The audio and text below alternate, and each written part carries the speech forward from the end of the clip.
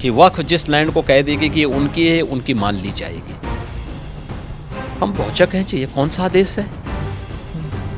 आपको इस पावर किसने दे दी है? भाजपा मस्जिद में कब्जा करके क्या करेगी? मंदिर ढूंढेगी। ये मुझे लगता है कि गुमराह कर रहे हैं। ये आज की आवश्यकता है और इसको समयबद्ध तरीके से आगे बढ़ना चाहिए और मुझे लगता है देश के हित में भी होगा, मुसलमानों के हित में भी। योगी जी, एक और सवाल है वक्फ अमेंडमेंट बिल को लेकर। वो संसद में टेबल होने वाला है। हाँ। और आप क्या समझते हैं इसके बारे में? क्योंकि कुछ लोग मानते हैं, खासकर मैं फिर से ओवैसी साहब का ही नाम लूंगी, कि बीजेपी जो है वो इस बिल के नाम पर मस्जिदों पर कब्जा करना चाहती है और भारत के मुसलमान जो हैं अब खतरे में है क्योंकि इबादत की जगह नहीं मिलेगी उन्हें। देखिए, भाजपा मस्जिद में कब्जा करके क्या करेगी? मंदिर और ढूंढेगी। ये मुझे लगता है कि गुमराह कर रहे हैं। वक्फ के नाम पर आखिर कितना ज़मीन कब्जा करोगे? दूसरा, वक्फ के नाम पर एक भी कोई इन्होंने वेलफेयर का काम किया हो, एक भी नहीं आप गिना सकते।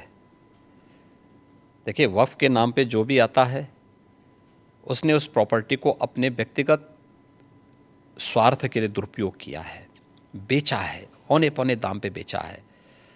आज स्थिति क्या है? एक एक प्रॉपर्टी के लिए कई कई लोगों को इन्होंने प्रॉपर्टी को बेचा है। उससे विवाद हो रहे हैं, उससे तमाम प्रकार के संकट आने वाले समय में होंगे। जो बसे हैं उनके लिए भी और जिन लोगों ने पैसा दिया है उनके लिए भी, क्योंकि पूंजी उन सब की डूब जाएगी।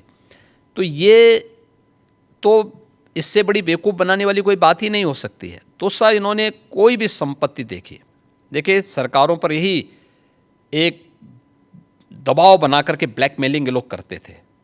अलग अलग समय में इन्होंने वक्फ के नाम पर तमाम प्रकार के उल जलूल फैसले लिए हैं, ख़ास तौर पर कि वक्फ जिस लैंड को कह देगी कि ये उनकी है, उनकी मान ली जाएगी। हम बहुचक हैं जी, ये कौन सा आदेश है? आपको एक पावर किसने दे दी है कि आप किसी भी प्रॉपर्टी को कब्जा कर लेंगे? आप किसी भी स्थल को कब्जा कर लेंगे, किसी भी सार्वजनिक भूमि पे कब्जा कर लेंगे? तो ये नहीं हो सकता है। ये वक्फ संशोधन अधिनियम जेपीसी ने जो अपनी सिफारिश की है, ये आज की आवश्यकता है और इसको समयबद्ध तरीके से आगे बढ़ना चाहिए और मुझे लगता है देश के हित में भी होगा, मुसलमानों के हित में भी होगा। जी, डिलिमिटेशन पर जो दक्षिण के राज्य हैं वो थोड़े नर्वस कह लीजिए। वो कहते हैं कि पॉपुलेशन के आधार पर रिप्रेजेंटेशन नहीं होना चाहिए। वो कह रहे हैं कि उनकी जो पहचान है वो खतरे में है। देखिए,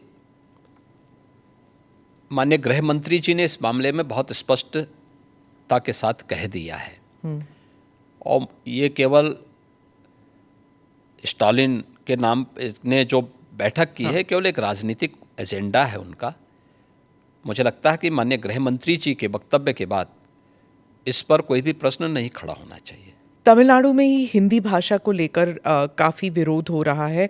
आप हिंदी बेल्ट के एक मुख्यमंत्री हैं, तो आप इस बारे में क्या सोचते हैं? देखिए, देश को भाषा के नाम पे या क्षेत्र के नाम पे नहीं बांटा जाना चाहिए और हम आभारी हैं प्रधानमंत्री मोदी जी के, जिन्होंने वाराणसी में लगातार काशी तमिल संगमम की इस बार 30वें संस्करण को भी यहाँ पे आयोजित करवाया।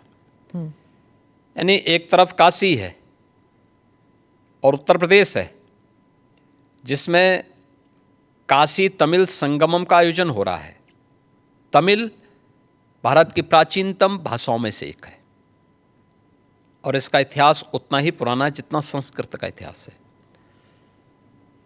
हर भारतीय के मन में तमिल के प्रति श्रद्धा और सम्मान का भाव है, क्योंकि भारत की विरासत के बहुत सारे तत्व आज भी उसमें मौजूद हैं। तो हिंदी से नफरत क्यों? भाषा कोई तोड़ती नहीं है, वो जोड़ने का काम करती है और त्रिभाषा सूत्र के माध्यम से तो हिंदी को राजभाषा की मान्यता देकर के हिंदी, इंग्लिश और स्थानीय भाषा, वो तमिल हो सकती है, मलयालम हो सकती है, कन्नड़ हो सकती है, तेलुगु हो सकती है, मराठी हो सकती है, बंगाली हो सकती है, असमी हो सकती है, उड़िया हो सकती है। किसी भी अन्य भाषा को आप लोकल स्तर पर लागू करिए। ये तो देश के अंदर एकता का संदेश देने वाला, उत्तर से दक्षिण तक, पूरब से पश्चिम तक पूरे भारत को एकता के सूत्र में जोड़ने वाला माध्यम है। और मुझे लगता है कि भारत का राष्ट्रगान भी इसी बात का संदेश देता है। ये केवल एक संकीर्ण राजनीति है। जब इन लोगों के वोट बैंक खिसकते हैं तो ये लोग इसी प्रकार की क्षेत्रीयता की और भाषाई आधार पर बांटने की दुरभिसंधि करते हैं। जनता जनार्दन को देश की एकता के लिए इस प्रकार के किसी भी षड्यंत्र से हमेशा सचेत रहना चाहिए। कर्नाटका में और तमिलनाडु में, खासकर इन दोनों राज्यों में कई लोगों का मानना है कि जब यूपी या बिहार के जो हिंदी स्पीकिंग स्टेट्स के लोग जाते हैं और वहाँ पर बसते हैं, 10-15 साल भी रहते हैं, पर वहाँ की स्थानीय भाषा नहीं बोलते, हिंदी ही बोलते हैं, और ऑटो रिक्शा वालों के साथ या फिर किसी रेस्टोरेंट में हिंदी में ही बात करते हैं, स्थानीय भाषा में नहीं करते। लेकिन उन राज्य से जब लोग उत्तर प्रदेश आते हैं तो हिंदी बोल लेते हैं, हिंदी में ही बात करते हैं, क्योंकि कामकाज की जो भाषा है वो हिंदी है।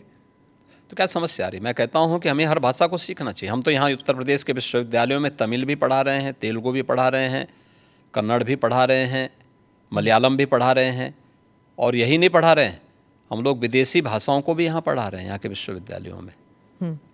ये तो नेशनल एजुकेशन पॉलिसी में भी ये सारे प्रावधान किए गए हैं। तो अगर हम यहाँ तमिल पढ़ा सकते हैं, तेलुगु पढ़ा सकते हैं, मलयालम और कन्नड़ पढ़ा सकते हैं, मराठी पढ़ा सकते हैं।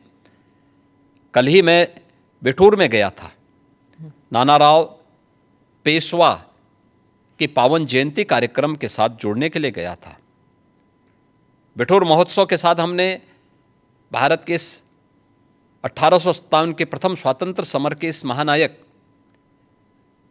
के सम्मान के साथ बिठूर महोत्सव को जोड़ा था। नानाराव पेशवा के ही महल में बचपन में महारानी लक्ष्मीबाई ने तीरंदाजी भी सीखी थी, युद्ध कला सीखी थी, और वहीं से उन्होंने युद्ध के सारे गुण सीखने के बाद फिर 1857 में अंग्रेजों को परास्त किया था। अगर हम इन सभी भाषाओं को उत्तर प्रदेश के विश्वविद्यालयों में पढ़ा सकते हैं तो तमिलनाडु के विश्वविद्यालय में भी अगर हिंदी पढ़ा दी जाए, क्या बुरा है? मुझे लगता है कि हमें थोड़ा विराट स्वरूप रखना चाहिए देश के लिए। कुछ क्षण तो देश के लिए निकालो।